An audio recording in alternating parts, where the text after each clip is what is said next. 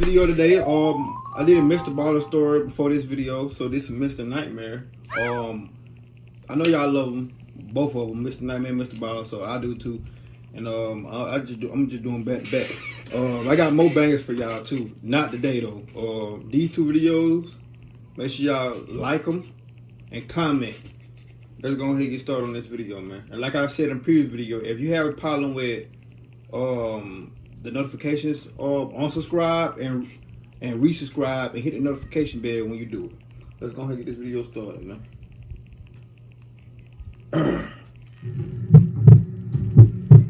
It was supposed to be one of, if not the last delivery of the night for me. I was working at this pizzeria called Leonardo's. One of my bosses, Frank, was on the night shift with me. He would choose who does what delivery. We got an order for a couple regular pizzas.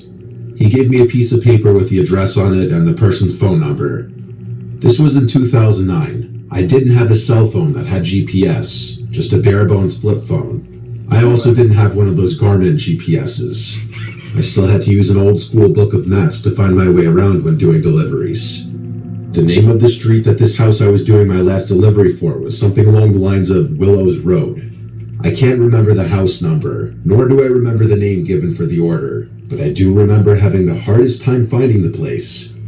It was in this really rural town with nothing but wood. And like I'm kind of glad that we got GPS's good shit like that on our phone now too, because I used to do deliveries too, like a couple years ago, and all you gotta do is just press the location app, and it on your GPS it'll take you to the location. Like on a pizza app, like the pizza app where you're working at, and then they already had a location in. You gotta press the button, and then they go from that to your Google Maps, and you'll be right there. I like it like that. Farmland and more woods. The lack of streetlights also didn't help. I had to pull over a few times and turn on the interior lights as I checked the map again. It was a very stress-inducing situation whenever I couldn't find a house. I was on a very quiet, dark, and confusing road when I decided to just call the number on the paper my boss gave me. The phone rang a bunch of times. It seemed that there was no answering machine set up to it.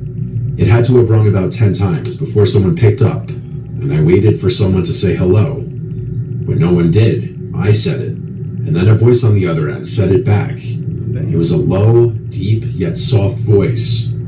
I said, "This is the pizza guy. I'm just having a hard time finding your place." He explained that his driveway was easy to miss and looks like just a dirt trail. He talked in a very slow, monotone voice as he described the surroundings of his driveway to help me find it, and eventually I did. I turned my car onto this pretty narrow dirt path. It was definitely easy to miss. It took about 30 seconds of me driving slowly and carefully up it until I saw this small, one-story house come into view. 30 seconds. There was a faint orange glow from inside the house that could be seen through one of the windows. I parked my car next to the only other vehicle in sight, this jalopy of a pickup truck. I grabbed the 2 pizzas from the passenger seat and walked to the front door of the house. I looked for a doorbell, couldn't find one, so I knocked on the door. I heard muffled music from inside the house. Then I heard footsteps approaching the door, stop, and then after maybe 10 seconds, the door cracked open, and I saw a quarter of someone's face. I literally could just see one of their eyes peeking out at me. I nervously said, "Hey, you ordered the pizza, right?" The guy said, "Oh yes, the pizza." I recognized the voice from the phone call from before. There was a weird pause. I didn't know what to say, except for, "Do you have the cash?" He said, "Yes, let me go get it." He walked away from the door, and I heard his footsteps move to another room. There was super old music from like the 1930s playing, making the set Wayfair presents Accent Furniture. Ooh la la. Save on cabinets in every style. just extra creepy and weird. If that was a paid for order, I already paid for over the phone, I'm dropping that shit off in Harlem Ave. Fuck dumb shit. Weren't creepy enough already. Then the door started slowly inching open on its own, revealing more and more of this dimly lit room. Everything about the interior of this place seemed super old. There were metal sheets on the floor, presumably covering holes in the floor. The couch looked like it was from a different century. Hell, all of the furniture did. And the music was coming from a vintage-looking record player. One of those with a big horn-like thing at top.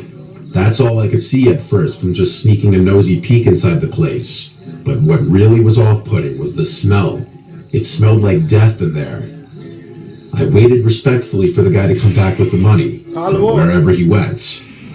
When enough time passed that I felt like it was getting weird, I knocked on the open door, took a peek inside, and said, "Sir?"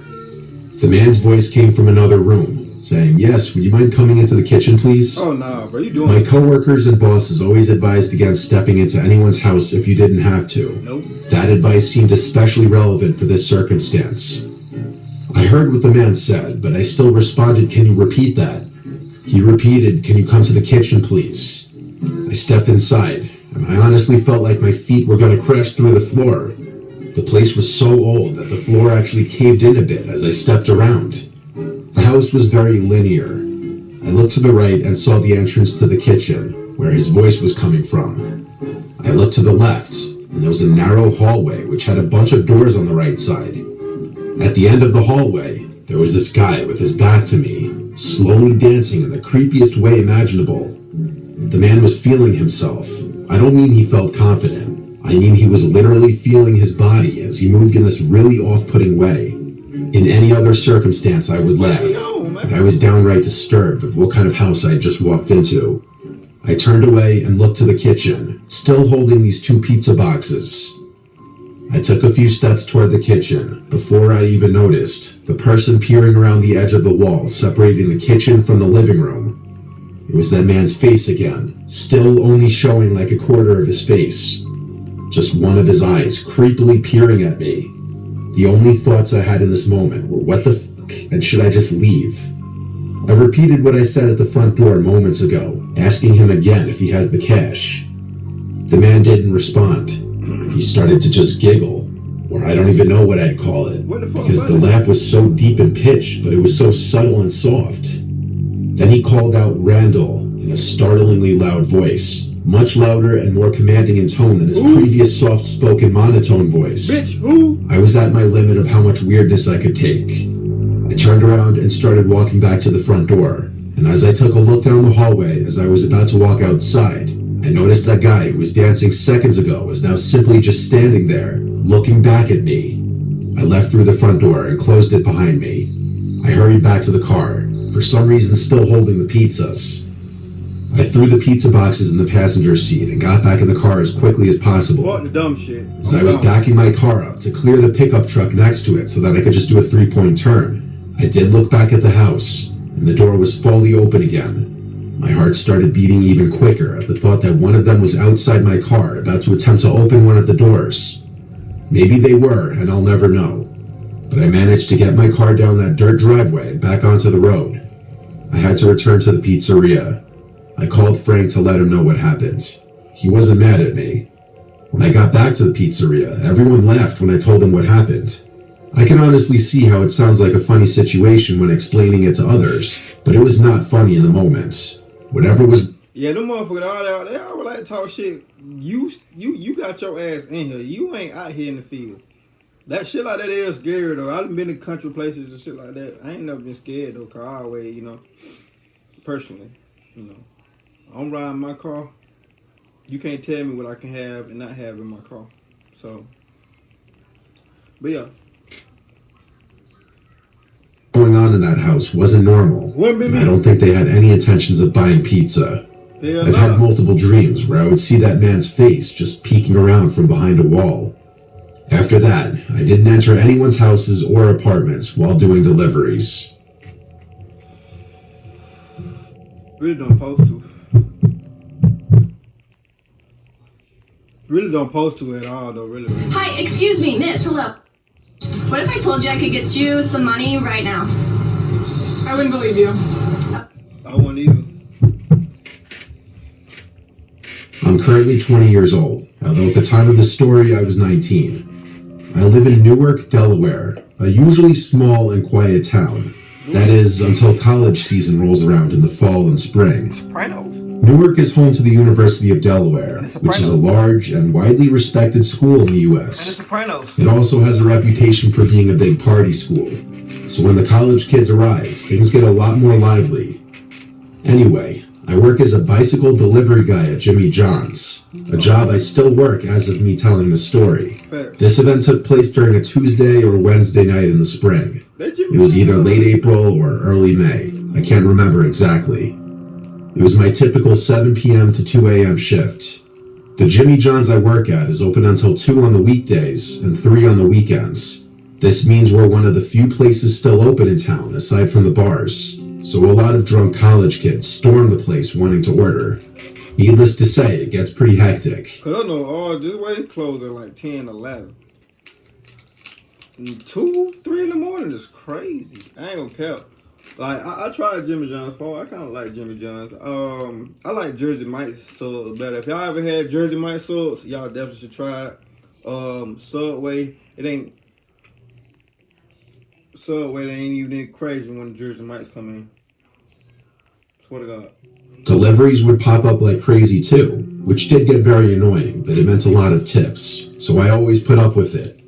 This was my last night working the shift, and just as 2 a.m. was about to roll around, one last delivery came in, and I was next in line to take it. This annoyed me as I just wanted to end my shift and go home to get some sleep. I sucked it up and took the delivery since I didn't have a choice. I knew the street by heart and knew where to go immediately. I should mention the reason we do bicycle deliveries is because the roads tend to be busy sometimes during college season, so using bicycles sometimes allows us to do deliveries faster. I rode my bike as fast as I could to the house in less than 10 minutes.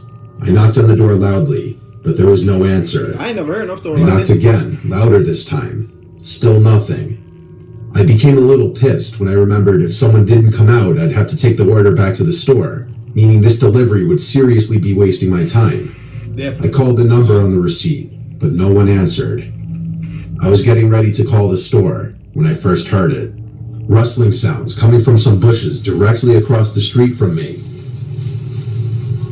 I figured it was probably the wind, but decided to look anyway. When I did, I felt my stomach drop as a strong sense of dread flowed through me. I saw the dark figure of a person directly across the street from me in someone's yard, crouched behind a few bushes. And even though I couldn't make out any facial features, I knew that he or she, though I figured it was a he, was looking right at me. My heart was racing, but it didn't seem like he noticed that I noticed him. I pretended to not notice him and knocked loudly on the door again. Still, there was no answer. I began to grow more and more panicked, wondering whether or not this could be a trap. I did a quick glance, and the person was still crouched behind the bushes, watching me. Hey, my pistol would have been all right out, buddy. You might when I ain't come over here trying to... Man, imagine nigga trying to die for...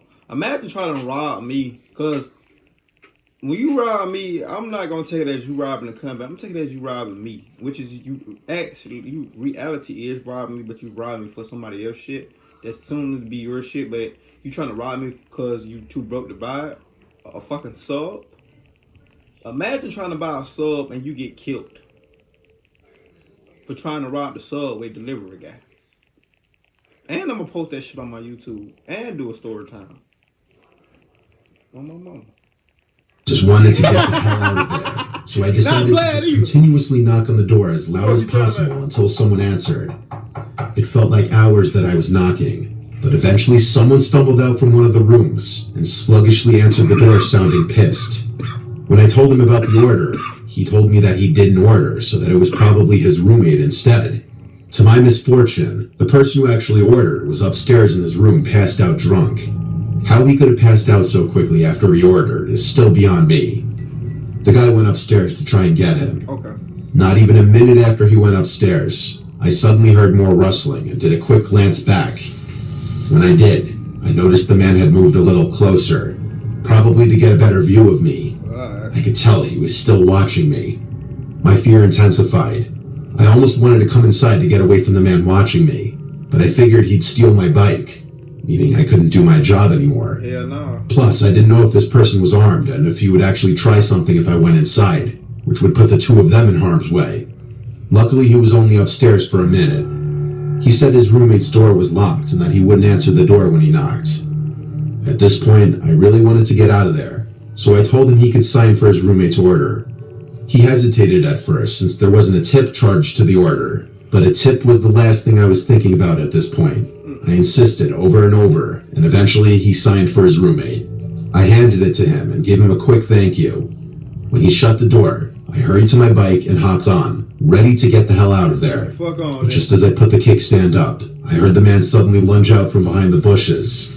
I quickly turned to my left and saw that man was now dashing towards me. Goddamn. I was able to see he was wearing what looked like jeans, boots, and a black hoodie with the hood over his head. And what I think was some sort of mask on his face, as I could only see his eyes. And although I'm not 100% on this, it looked like he was holding a blade in one of his hands. I knew I had to act quick. I couldn't bang a U-turn because he'd probably catch me before I could get away. To make matters worse, all the surrounding streets led to dead ends. My only chance was to head to a bike trail that was nearby, even though it wasn't lit up and I didn't have a light on my bike. I knew it was my only chance. I pedaled faster than I ever had before onto the pitch black trail and rode it, all while looking out for shadows and listening for footsteps. Luckily the trail wasn't long and I knew it by heart. Still, I was extremely paranoid by this point, and I got startled whenever I heard any noise at all. I didn't see the man while I was on the trail, however, and I made it back to the store safely. I was hyperventilating like crazy as I tried to wrap my head around what the hell just happened. I didn't tell my boss or coworkers, nor did I call the police since I didn't get a good look at the man. I simply got my stuff, clocked out, and went to my car, putting my bike in the trunk, so thankful I decided to drive that night. I made it home safe without anyone following me, and that was that. I never saw the man again. I don't know what he wanted, whether he wanted to rob me or worse. I haven't worked another midnight shift since then, and now I carry nunchucks on me whenever I do any kind of night shift. Newark isn't known for being a dangerous town, so the fact that this happened here truly showed me that anything can happen anywhere, to anyone at any time, no matter how safe or dangerous the area may be. Y'all better start thinking y'all fucking bulletproof. I've been telling y'all that.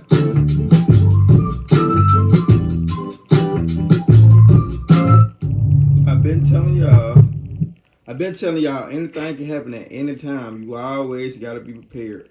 You can be in the grocery store, something go down, massive shooting go down. What you got? You got you a gun to defend yourself and your family while y'all get out that store. Versus if you didn't. Yeah. So yeah. It's always a hint. I used to deliver for Uber Eats. I was having trouble paying off my student loans, so I was hustling to make whatever cash I could. I still lived with my parents at the time. It was late at night. I was picking up an order from some fast food place in Wilmington, North Carolina, and delivering to some house about 20 minutes away. I often did late night deliveries and Uber rides because the pay was higher and I could bang out more deliveries and rides without traffic. I was already en route to the address. I was leaving the more populated residential area of Wilmington and heading in the direction of the quieter part with all the forest and farms. Most of the roads over there were pitch black and void of any other cars at that late hour in the night. I turned off the main road onto a side road with a dead-end sign. This was the road the directions were taking me, where the address was. I was brought to the last house on this road. The lights to almost every little house on the stretch were off. It was just pitch black. Even the house that I was supposed to be delivering the food to. I had to keep my car headlights on just to even see, just so I wouldn't trip on anything. I also was using my flashlight on my phone to navigate my way to the porch of this house. Oh, hell no. I'm not lying when I say there was not a single light on. I even felt the overgrown grass rubbing on my shins as I walked to the front door. This didn't feel right. I pressed the doorbell button, but didn't hear a ring, so I knocked. The customer had their delivery preference to be contact delivery, which means I'd have to actually physically hand it off to him or her. I messaged the customer that I'm at the front door and asked him if he could confirm the address. He read it right away and responded, "Give me a second." I replied, "Okay." He read it. I waited in the dark, looking at the windows of the house, waiting for a light inside to turn on. I was thinking there's no way this is the right house. I followed up again, asking him if he could type out his address. He's taking too long. He started typing. It took a while before he sent a message saying, "I see you, you're at the right house." The next thing I realized was that there were no cars anywhere. This was making no sense. I asked the customer to confirm what kind of car he sees outside. He replied that he sees my light, Well, that pretty much confirmed that I was at the correct address, but it didn't make this any less sketchy. I started to just inch away from the door to the house, just because I didn't want to be... Bitch, if it's the right house, why the fuck you ain't opened the door yet? Fuck the dumb shit. On top of it as they opened the door. Why you ain't opened the door yet? But the door never opened, no matter how many times I messaged the customer on the Uber Eats app. I was starting to suspect this was some kind of scam to get free food. Then I heard a voice come from outside in the darkness surrounding me. It was a male's voice calling, "Over here." I started to wave my flashlight all over the place, trying to reveal whoever just said that. I said out loud, "I'm leaving the food on the front porch over here." Facts. I didn't know who I was talking to, nor could I see them. I was terrified I was about to be attacked, so I walked back to my car, not trying to draw attention by running. When I got to my car, I heard this distinct air leaking sound that I could immediately recognize to be the sound of air leaking from a slashed tire. I took a look and saw that both the tires on the left side of the car were slashed and leaking air. God I could only assume in the moment that the two tires on the right side had also been slashed. You fucked. I got into the car and locked the doors first thing. All four tires showed low tire pressure warnings on the dash. Panic started to set in. I was deciding on whether to call the police and wait in the car, or making a run for it into the dark to a nearby house. I'm staying with my car. Fuck. I was about to pick the second option. I turned off the headlights on my car and was about to get out of the car, but I noticed someone standing outside my window. I screamed my soul out, and then I realized that there were at least 4 people standing outside of my car, one at every window. They all had on masks covering their faces. I was surrounded. One of them yelled at me to get out of the car now. You're cooked. You cooked. I got my mama. Boy, it would have been a shootout that night. It would have been a shootout that night, and I would have came out on top. I didn't know if one of them had a gun or not, and I knew that if they did, by the time I turned on the car and attempt to drive away with 4 flats, I'd have been shot dead already. I yelled through the window asking if they're just looking to rob me, and one of them said if I gave them everything on me, they'd let me go. I agreed to do so and unlocked the door. The second I did, the guy outside my door opened it and forcefully pulled me out. Damn. At this point, I was beaten and kicked by at least 3 of the guys. Damn. They grabbed everything off of me. Damn. My smartwatch, my shoes, Damn. my wallet, my Damn. phone, and even some things out of my glove compartment in my car. Everything. I was left on the ground as however many men there actually were ran away into the darkness, and I was alone. I blacked out from here, and the next thing I remember is waking up probably half an hour later, still laying on the grass next to my car. They'd stolen even my keys. I managed to get up and navigate myself to the nearest source of light I could find in the distance, which was a small house all the way up the street closer to the main road. I rang the bell a few times until someone answered through the closed door. I said I'd been injured and robbed and need to use a phone. Luckily, the woman was willing to help and allowed me to use a phone to call the police and then to call roadside assistance to have my car towed. Lastly, I called my dad. After police showed up, I was taken back to my car and they did a short investigation and took as much information as I could give them. After my car was towed away, my dad came to pick me up and bring me home. We left after my car was towed away.